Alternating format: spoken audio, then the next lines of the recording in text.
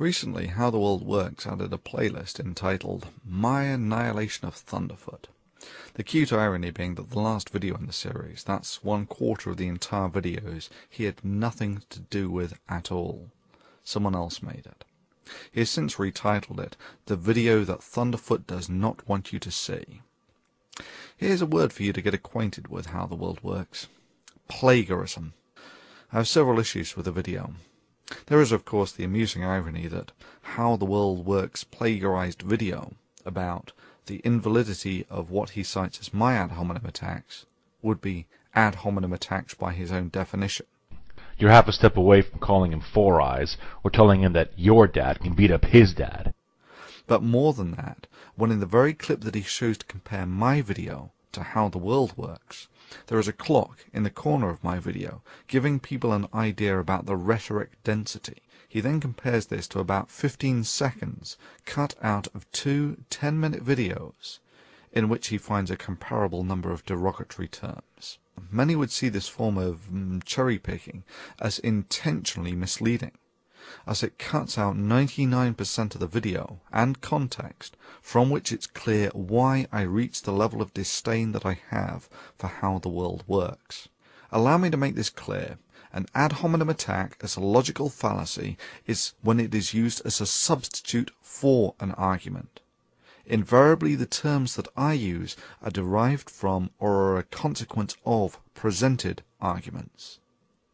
And yes, I make no secret of my disdain for someone who engages in actions as antisocial as selling disinformation and conspiracy theories, especially ones which may end up affecting the future of mankind, for cash. The second that North Korea got a missile and was threatening to launch it, we should have bombed the missile site. Period. I think branding this jerk as Captain Stares-a-Lot is both fitting and humorous under the circumstances.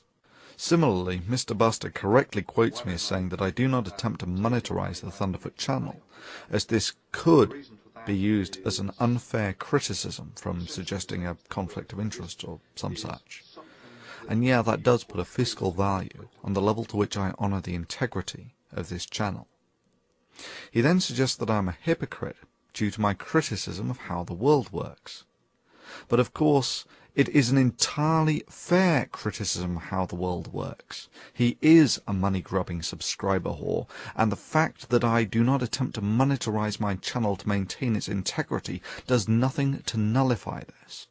But let's be fair about this, and watch another 30-second video that How the World Works has since deleted, so that we can more fully make up our mind. Hi everyone, today is the new year, and I just want to thank everybody who subscribed to my new channel, How the World Works. Everyone knows that I was hoping to get around 200 subscribers by today. I got around 330. So everyone who subscribed, thanks a lot. And if you haven't subscribed, go over to How the World Works and subscribe right now. I'm going to be offering some promotional prizes for subscribers, and I'm going to be creating some new videos, so you're going to want to check them out. Go over there, subscribe to How the World Works. Hope you have a good new year. And yeah, his intentions and his motives are relevant. Intentionally making money through disinformation is significantly worse than merely making money through disinformation. You clearly disagree with some of the arguments that were made. Let's take, for instance, slavery. His relation of capitalism to slavery was not only a display of his gross misunderstanding of capitalist fundamental roots, but an abject attempt to pull on the heartstrings of his viewers, despite a completely irrational and non sequitur argument. With respect to slavery, I say that no, by historical observation, slavery can function perfectly happy within society if the society permits it, and it has done so for several thousand years.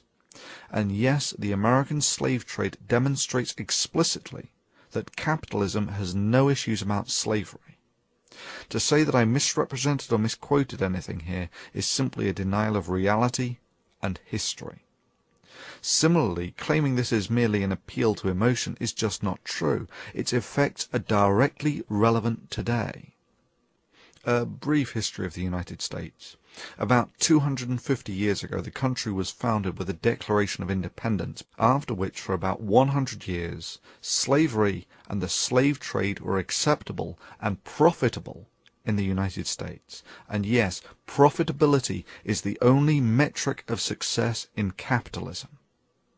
And yes, there are exceptionally brutal elements to this. Look at the practice of slave breaking. For obvious reasons, slavery was financially more expedient for menial work than employing free men. About 150 years ago there was the Civil War, when it was decided that slavery was really not terribly ethical. And yeah, that's right, people fought a war primarily over this. Then 50 years ago there was the Civil Rights Movement, which finally got equal rights for blacks. And even today, the socio-economic scars of this history are graphically visible in the United States. And I speak with the experience of one who has seen more of it than most. You can still walk in many areas of America from a white neighborhood to a black neighborhood and watch the quality of housing drop and the number of people on the streets increase as their wealth decreases. It's visually conspicuous. The only way you can not see it is denial. Well, does anyone have any comments on the effectiveness of the healing of these socio-economic scars in a primarily capitalistic society over the past quarter of a millennium? It's a genuine question with a genuine follow-up. Is the status quo acceptable? And if not, do you have any proposals for the enhanced healing of these scars? Sure, you can say, well, they have equal rights now, but metaphorically, it's closer to breaking both of someone's legs and then saying, what are you complaining about? You are now allowed to compete on level terms with everyone else in the races. My sentiment is similar to that expressed by Colin Powell about the Iraq War. It's Pottery Barn rules. You break it, you own it. That is to say, you are responsible for it. Irrespective, to a degree, the argument of the balance between socialism and capitalism is largely superseded by a factor that is more dominant than either of these. Knowledge. Knowledge and society are the future. Indeed, the interplay between knowledge, society, and the advancement of civilization was next on the cutting board before I got distracted by Captain Stairs-a-Lot. Thankfully, How the World Works has effectively scurried away with his tail between his legs, in rather a timely fashion, I may add, as I have real-world commitments for the best part of the next 3 weeks or so, and really can't do anything anyway. But after that, say anything demonstrably stupid, and your ass is toast. But let's summarize the similarities between the poster boy for conspiracy stupidity, that's PCS2, and his global warming conspiracy, and creationists. Both show contempt for the most qualified people in the world when they field educated opinions on their subject. Both are happy to quote mine in order to misrepresent and mischaracterize what they perceive as their opposition. Both think that the science that built the civilization they live in and are utterly dependent upon is made up of some evil conspiracy out to get them. Both have no issues with plagiarism. Ad hominem attacks, of course, and here you will notice that the attack on the person is a substitute for the argument. Answer, you work for the United Nations and you're a leftist. And if you want to hear the word from another leftist and viral Marxist, just listen to James Hansen from NASA. He's back at it again, even though his old boss said he should have been fired. James Hansen claims that the democratic process is not working to fight global warming. Hey James, the reason why the democratic process is not working to fight global warming is because the majority of people are realizing that you and Al Gore are charlatans. Both demonstrate their lack of character and moral fiber, in that YouTube gives them the ability to censor comments and both zealously engage in the activity. And of course both, when all other options have been exhausted, simply tip the board over and declare victory. So experts, now that I went through every one of your arguments and completely annihilated them... Regrettably, how the world works. Sorry. PCS2. That's not how the world works. Annihilating someone's argument is not a criterion that is simply achieved by declaring it. Indeed, the mere fact that you need to make such a statement seems to suggest that you do not think that this is self-evident from your argument. In that respect, it's more like Fox News claiming to be fair and balanced. Allow me to summarize PCS2.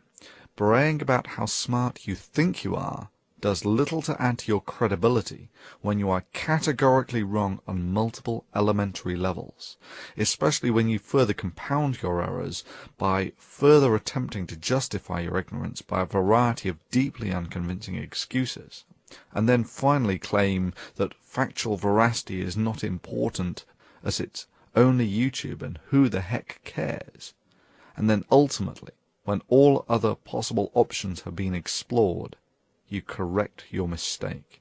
To summarize the summary, the knowledge of mankind has guardians to stop antisocial vermin such as yourself from pissing in the fountain of knowledge. To summarize the summary of the summary, keep polluting science, swine. Your bit jars is mine, sunshine.